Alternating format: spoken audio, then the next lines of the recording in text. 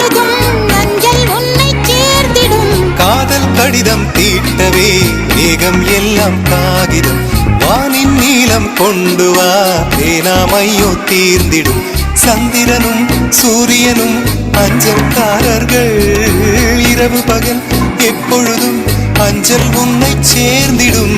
காதல் கடிதம் கேட்டவே மேகம் எல்லாம் காகிதம்.